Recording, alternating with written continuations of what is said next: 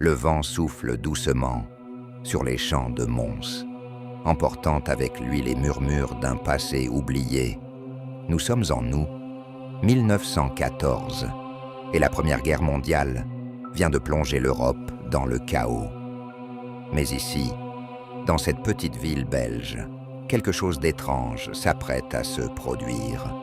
Quelque chose qui défiera toute logique.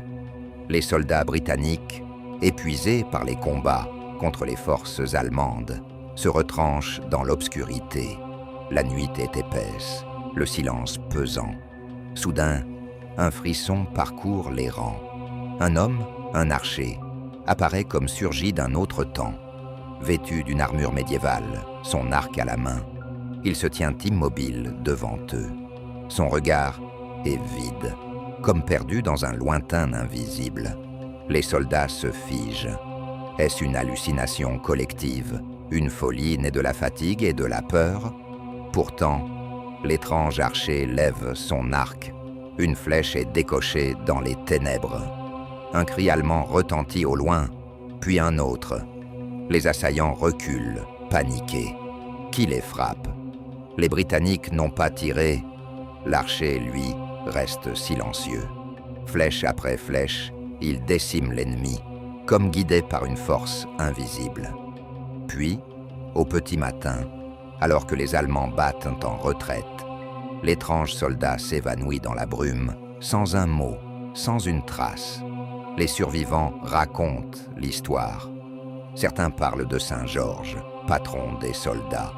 D'autres évoquent les fantômes des archers d'Azincourt, revenus protéger leurs descendants.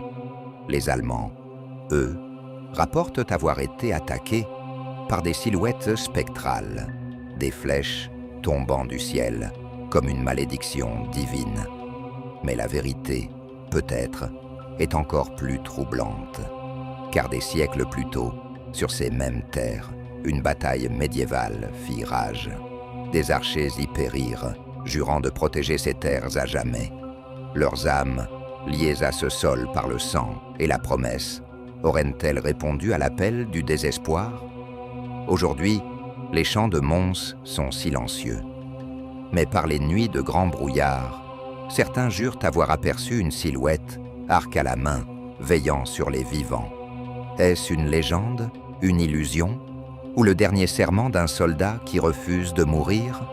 Une chose est certaine, la guerre laisse des marques invisibles, et parfois, les morts ne sont jamais vraiment partis.